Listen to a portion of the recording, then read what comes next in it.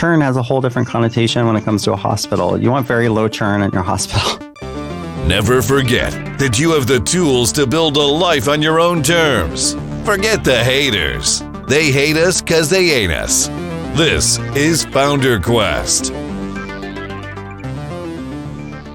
All right, so I guess we're going to be talking about like tech churn today. And by that, I guess we mean this sort of like turnover, right? Of you have an app, you build an app, and it's not just done. Like I remember when I was a freelancer, like I'd have these clients who weren't in technology and they would just expect that like you build this app and you hand it to them and it works, sort of like a house or something. It's like you built a house and you expect the house to sort of stay standing up. But like with software, it seems like you build a house and then you have to sort of keep a crew of like carpenters on hand to make sure it doesn't just fall down like in a couple of weeks, because like dependencies are always changing and I don't know, standards are always changing. There's security issues and stuff like that. So I guess this week we're going to be talking about that sort of stuff, because at this point it takes a fair amount of work to keep Honeybadger. Not just, I mean, I'm not talking about running, right? If like we can like go away for a week and it's going to stay up. But if we went away for a year, we would come back and like things, I don't know. I feel like we couldn't just do that. Does that feel like a fair assessment? I think it's partially fair. There's some parts of our system that operate, that haven't changed for a long time. And then there's some that are constantly changing or trends we have to keep up with. I think we couldn't go away for a year on the client libraries, because every different language has its own schedule for releases. Go just had a release recently that changed error handling. And then on top of the languages, you have frameworks, right? React had some changes to their error handling recently. That in particular, I think we're affected by. But the core of Honeybadger, I think we could probably go away for, 2 or 3 years before we really have to change things. Because we picked a lot of boring technologies when we started. And those, like, for example, Postgres, doesn't change a whole lot from year to year. It's good to upgrade to get new features that come down the pike and to get better performance and bug fixes and things like that. But generally speaking, Postgres doesn't change a whole lot. And so you can stick with that for a few years. We had a meetup.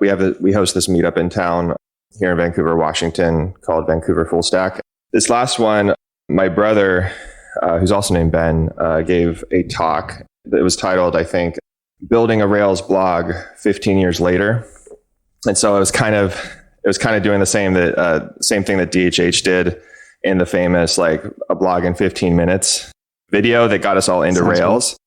That was like a huge deal back then, because it was nowadays it's super common. It's like you download some new framework, you run some generator, and like bam, you have like some sort of working basic web application like a blog. But like back then that was like unheard of. Yeah, like you basically either like strung it together yourself out of like a bunch of like PHP or Perl or whatever files, or you use WordPress or Typekit, maybe, as I recall.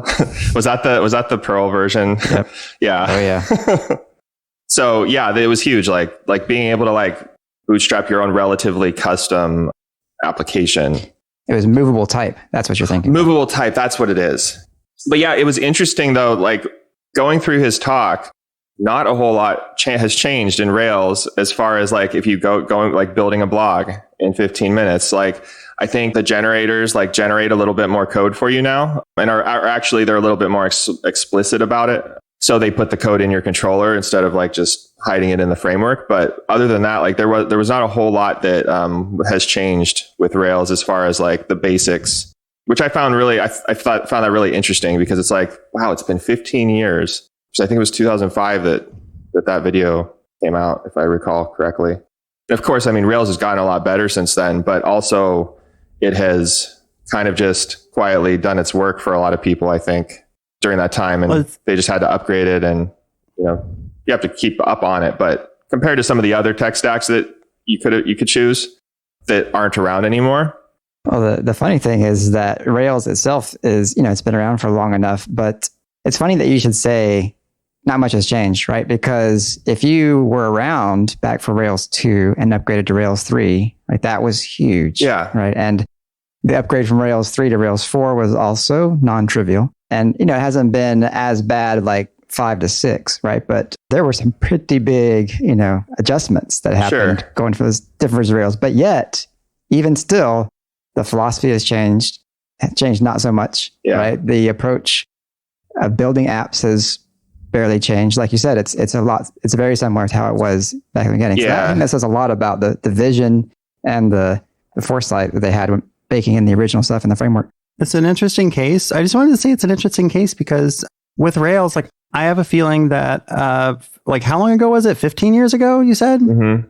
Like between 15 years ago and now, like I imagine there's like no code in the framework that is like still there that was there 15 years ago. Or if it is, it's like, a line containing a closing bracket or something. And from like the standpoint of like your brother trying to make the blog app, it seems very similar. And so like, I wonder, it's almost as if you could say that like Rails, the framework, the actual code of Rails has had a huge amount of like churn, tech churn, but it's certain aspects of its like user interface have been made a bit more sort of stable, right? Mm-hmm. So in terms of like a basic sort of blog and sort of the functionality need for that, like that, the user interface that Rails presents in order to create this blog is pretty similar to what it was 15 years ago. Yeah, the user interface is pretty much the same. And like, a blog is like the simplest Rails application you can build. That's why he chose that, I'm sure. Yeah. It's a great example. Yeah. I just want to be clear by user interface, I'm stretching that a little bit. I'm meaning like all of the sort of like public, the things that a programmer would use in Rails to make the blog, like right? Generators, so like all the methods that you call and the generators and and the fact that it's like, they're still called controllers. Yeah. So, well, of course, I mean, like Rails has obviously changed a lot over 15 years and it does a lot more now than make a blog. Back then it was mainly like the feature set was a lot slimmer. It was, building REST applications. It does a whole host of other things now, with like Action Cable and some of the real-time stuff. And a lot of stuff has been added to it. There's different kinds of churn in there too, because from a tech churn standpoint, because obviously like you're going to have to upgrade, like there's going to be churn in like the software that you use as it matures, like, and as you go through upgrade cycles and stuff, you're going to actually have to like migrate things. But I mean, 15, 20 years, that's a long time. If you chose something that was like, not quite as stable, even from like the foundational standpoint, you might be moving between different frameworks within that time to stay relevant or to stay, to keep up with the pace of change. So I think from that standpoint, Rails still holds up as far as being potentially a little bit lower maintenance. So did your brother get his blog made in 15 minutes? It wasn't 15 minutes. It was a little bit longer than 15 minutes, but he got it made. Also, he got he didn't make the framework, so he's not going to be as fast at it. Well, and there was a live audience, so we had some questions and some banter. I made a lot of like snarky jokes about Rails and JavaScript. So I introduced the talk as Ben builds a blog in React on Rails. That's a weird open mic night at the Laugh Factory. I've got to say, that's a weird stand-up routine. Because that's what ROR stands for, these days. React on Rails. Yeah. But we did, I don't think the original talk had like, I don't know if it was TDD'd, but Ben got around to like actually writing some tests for it too, which was cool. So there were some new people there, so I think they got a lot out of it. Okay, but did he use TextMate? No. He used VS Code. He used VS Code on Linux while giving a live coding presentation.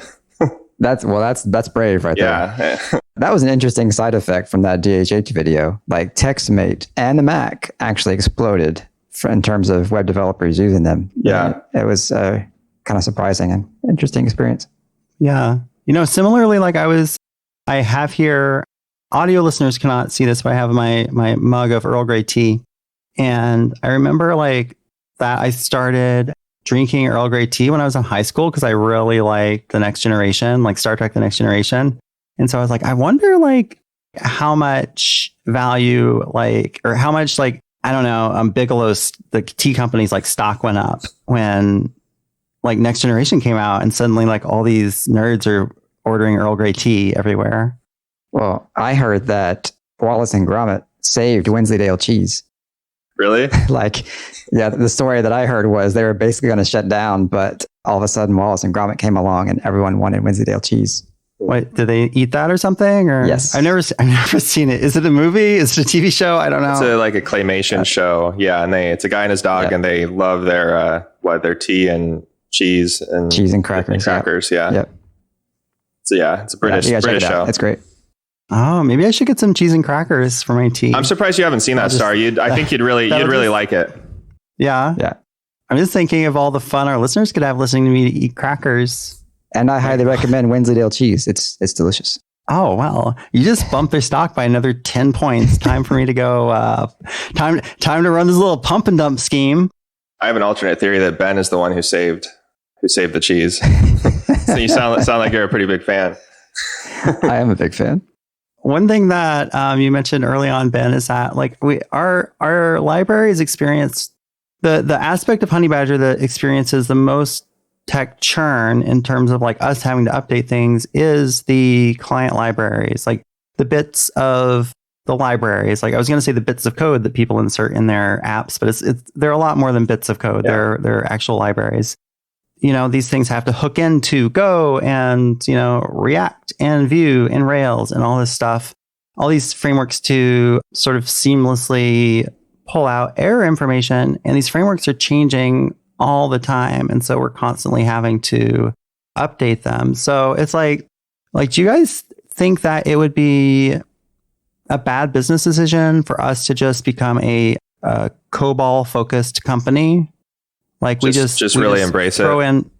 We just put everything on COBOL. Embrace the stability. Embrace the stability. Yeah. That's right. Well, I mean, Rails is kind of the new. It's the web's COBOL. It's becoming it. So I just give us another like 10 to 20 years, and I mean, we're not going to change, right? We're going to be using Rails in 20 years, right? That's right. Oh, totally. Yeah. I hope so. I mean, that'd be great. Yeah. You know, we like to joke about COBOL, but there are still plenty of apps out there running COBOL. And I think that's what I'm saying. I'm not joking. Yeah. This is a business opportunity, man. Well, I'm just saying, like, you know, pick some good. If you're a developer and you're looking at what am I going to build on, one of the things you should consider is what does my stack look like long term, right? Am I going to be able to be around 15 years from now and still doing this thing? If you chose Rails, that was a risk in 2005, right? Not so much a risk today since it's been around 15 years. But if you chose Angular 1, well, you know, that didn't work out terribly well. You've been through a few since then. So it's one. So, you know, part of the real, I think, bugaboo about tech churn is that when you have to pick a technology to build on, you have to try and predict the future. And you know, no one's very good at that, right? So I don't think there's a solution out there for that except for trying to go in with eyes wide open or just pick something that's been around forever. So yeah, let's just switch everything to COBOL. I'm down with Starr. All right. Thank you. Thank you. I've got one other person on the COBOL train leaving the station. Or Fortran. Fortran. Fortran. Okay. Going way back. Fortran for COBOL.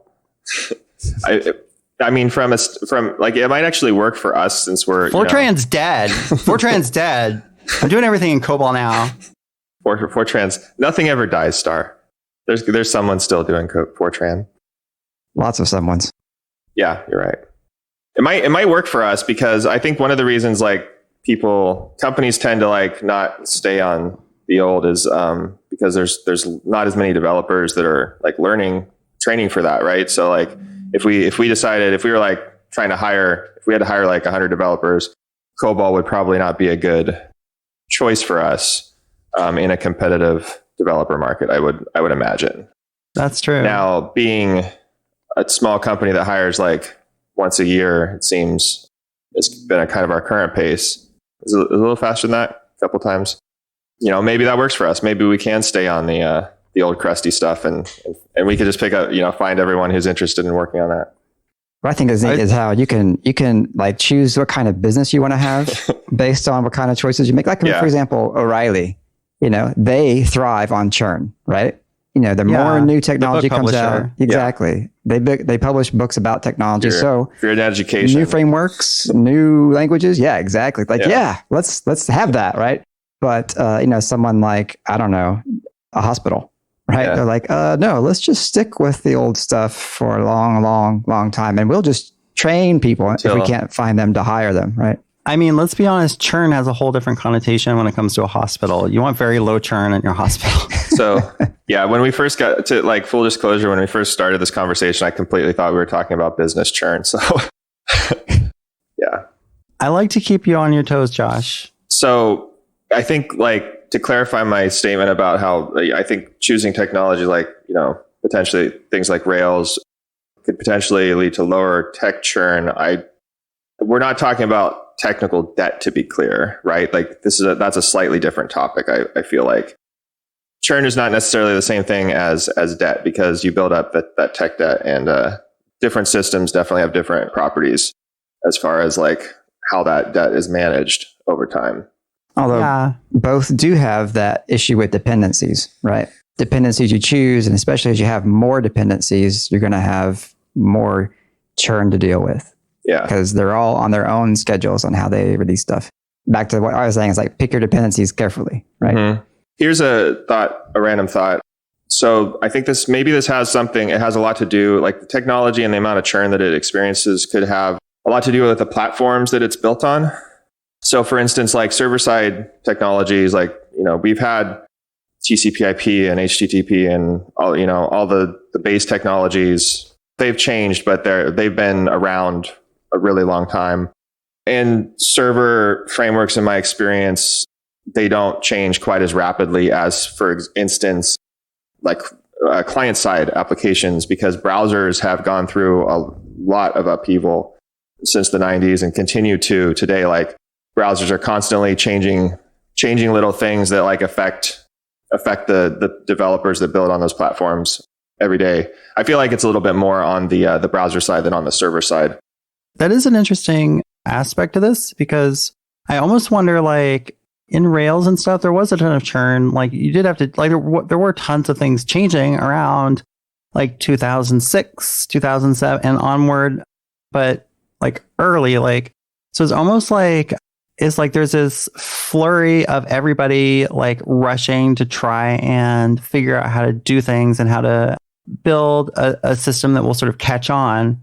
And then eventually sort of there's kind of like an approach that sort of gets to be accepted, and then things slow down. And it's not to say there's never churn. It's like, yeah, sure. Like, you've got to upgrade your gems and stuff like that for security patches and whatnot. But the amount of turnover in code and stuff that happens in Rails land nowadays is much, much, much less than happens in like JavaScript land. And it's like, I'm not sure that that's like anything innate having to do with Rails versus JavaScript, except that there's just a lot more people building single page, front end heavy web applications these days. And so like, we're sort of in this process of that sort of getting thrashed out. And because right now it's a lot better than it used to be, right? Because like 5 years ago, everybody was using like, there are 20 different like package managers for JavaScript, and nobody knew like who was going to reign supreme.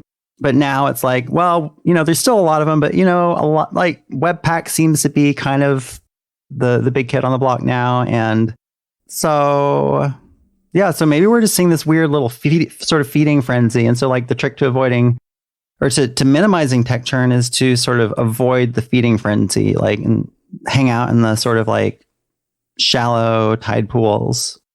ThoughtWorks is the consulting. Is that Martin Fowler's consulting company? I want to say. Yep. They have this thing called the technology radar. It's like a report that they publish. I think it's twice a year. I was looking at it recently. It's kind of interesting because like what it is they get all of their senior technologists at the company together in a room with a whiteboard for, I don't know, a day or two or something. And they all hash out like all the technologies that they've been using, they're excited about, they've been like, they've seen recently. And then they put together this like, basically it's like a radar map of all these technologies with like different quadrants as in terms of like whether they would like want to, like they think they're ready to adopt, whether they're just kind of like observing them, whether they think that they're not a good idea and they would like actively avoid them. The interesting part about it in terms of this discussion is like, it seems they have a process for like actually figuring out when it's actually time to start embracing something. And I feel that probably has like, that plays into it. Like, is this thing like is it widely adopted enough to like be here for the long term versus is it one of these technologies that is kind of just like still, it's one of the predecessors to like, the ultimate one, or it's a flop. Yeah, one of the concepts that I like that's related to this is called the Lindy effect. And that's the idea that something that has been around for a long time will likely be around for a long time. So the longer something sticks around, the longer it will be around. Right? Hey, so good news for the Badger. Exactly. Like, yes, we are much more likely to be around a couple of years from now than someone who starts the same service, a month ago. Mm-hmm. Right. By the order of this effect. So I think one strategy that you can take is just like, okay, I'm not going to look at anything until it's been around for a year. Right. I am not even going to touch something that's brand new. Right? Yeah. But, you lose the first mover advantage that can come with picking the technology that does stick around early in its life cycle. But, if you're risk averse, there's nothing wrong with like hanging back and using the tried and true until someone else stubs their toe on it. You can still go play with it and stuff and learn about it. You don't need to like, go all in production with it. Right. But the good thing about tech churn is that it keeps us all employed as software developers, right? That's true. Like Starr was saying, you can't just build the house and it stays standing, right? You got to have those carpenters on hand to always be wielding those hammers. So as a carpenter myself, I really appreciate that aspect of tech churn. One thing that sort of is coming to mind continually as we're having this conversation is there was this great essay written a while ago by, I may mess up his name, Reginald Braithwaite. It's called Programming is a Pop Culture.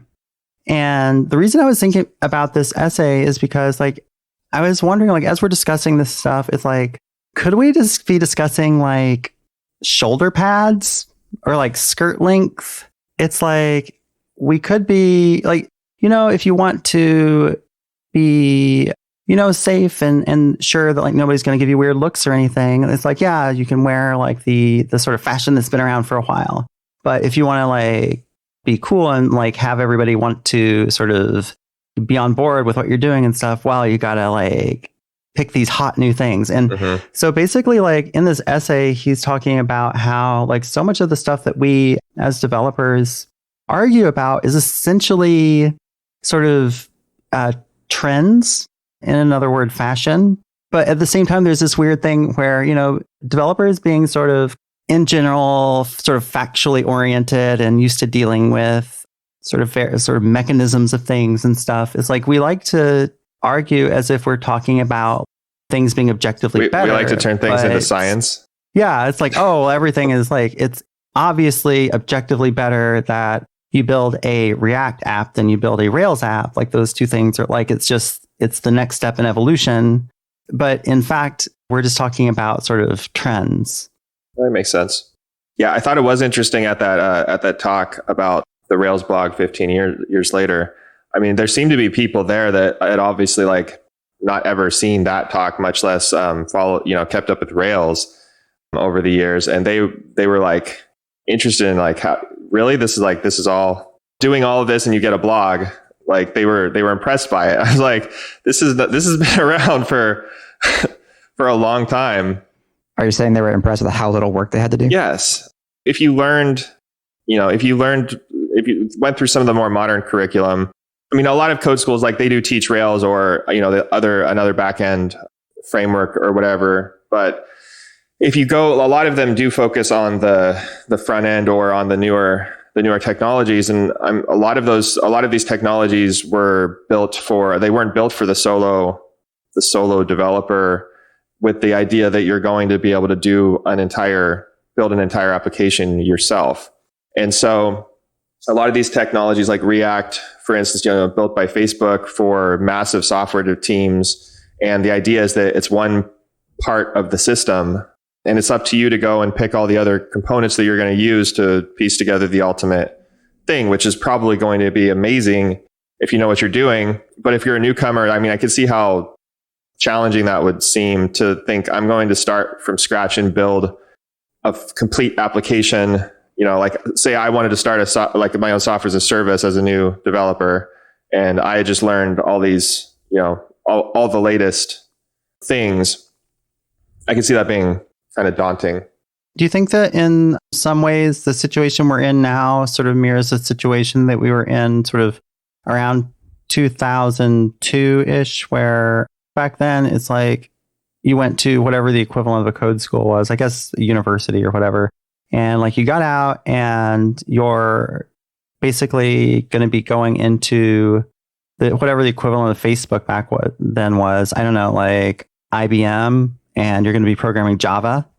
And you're going to be part of a big team, and you're going to work on some little aspect of this Java code base, and you're not going to be building things just completely by yourself. But, then Rails comes along and everybody's like, oh my God, I can like build a blog by myself in 15 minutes. I don't have to have a team of 20 people. Yeah, so now people get out of code school, they go to Facebook, they work with a team of 20 people on some tiny little feature. And so, this message of like being able to build stuff just by yourself is actually cool. Although I guess it's not as bad as it was, in Java times. Yeah. It seems like this is not something new. Like you said, like, the whole Java, people weren't typically going out and like building their own companies off of Java single-handedly, probably. Yeah. I mean, let's be clear. I mean, I have no illusions that we're not like still in Java times. Well, like, yeah, that's what we're saying that too. You're like, yeah, like a lot of this hasn't really changed. It's just Rails has come along and other technologies like it have come along. I think maybe even in response to that, like these technologies are geared towards slightly different audiences. Like they're geared towards smaller, potentially audiences that have more limited resources, or they want to build something themselves or be able to do it start to finish. That's one of the reasons a lot of people will still, even today, people will say like, well, Rails is good. It's like, it's really good for prototyping or for, doing like the rapid prototyping thing, because you can accomplish so much with it in such little time. And then they'll say where it falls down is when, as you grow and you have more people working on it and you have more of this churn happening on your application, that's where Ruby tends to shine less. The benefits of like starting with something that's like Rails is that you can accomplish more with fewer resources. You know what this reminds me of? It's like people want to like build applications as if they're going to be scaling to millions of users simultaneous. Yeah. And, I've also fallen into that trap. This reminds me of like that Mark Twain quote. It's like, I forget exactly what it is, but it's about, it's like, there's no poor people in America. We're all just temporarily embarrassed millionaires. It's like, don't worry, I'm gonna have a lot of money. So I need to plan for a life as if I was gonna have a lot of money. And I guess make life a lot harder on yourself now so that you can make sure you're set up for like that billionaire life or something. Yeah, exactly. And there's one lesson like I've learned, I guess fairly recently, which is that immediate gratification is kind of underrated. Yeah. There's no billionaires that didn't make their first dollar too. Oh, right? There you go.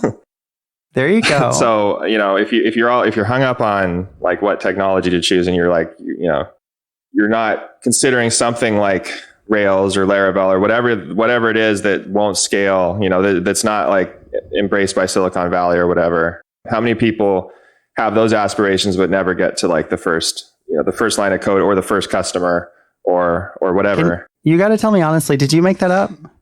Yeah. Well, as far as I know, I might have heard it somewhere. Oh my gosh. I'm known. You're just like, you got that. You got F that money. Like you're just a machine. You're coming up with all these amazing phrases. What can I say? I don't know. I do hear things and then, you never know. You can never be sure where you incorporate things from. But to the best of my knowledge, I'm not quoting someone. Well, you know what? We're publishing this podcast and that counts. So like anything you say here is automatically sort of copywritten. Yeah. So nobody else can use that. That's Josh's for his series of motivational books. I was pretty stoked about F that money because I Googled it and I couldn't find it used in that context anywhere. So as far as I know, that was one of my original thoughts, which are few and far between. So maybe it was the only one. It looks like we're coming up on time. Is there anything else you'd like to add to the conversation? Anybody? Nope. I'm good. All right. I guess that's all we have to say about like tech churn. So yeah, I guess we solved that one. In the bag. You're welcome, everybody. So this has been FounderQuest. You have been listening to FounderQuest. If you would like to, I don't know, write for us on our blog, not FounderQuest blog, the Honeybadger blog, we hire people to do Ruby tutorials and stuff like that. So check that out at go to honeybadger.io and click on our blog, and then there'll be a link right for us in the top nav, and you'll learn all about that. If you would like to give us a review on iTunes or whatever, I always say iTunes. It's like Apple Podcasts now. They rebranded it. It's ridiculous. Just go and do that, please. Please don't feel like I have to ask you to do that. You are a free agent. You have autonomy, and I want you to trust in yourself to make those decisions. And in the meantime, that has been FounderQuest. FounderQuest is a weekly podcast by the founders of Honeybadger. Zero instrumentation, 360-degree coverage of errors, outages, and service degradations for your web apps. If you have a web app, you need it. Available at honeybadger.io. Want more from the founders? Go to founderquestpodcast.com. That's one word. You can access our huge back catalog or sign up for our newsletter to get exclusive VIP content. FounderQuest is available on iTunes, Spotify, and other purveyors of fine podcasts. We'll see you next week.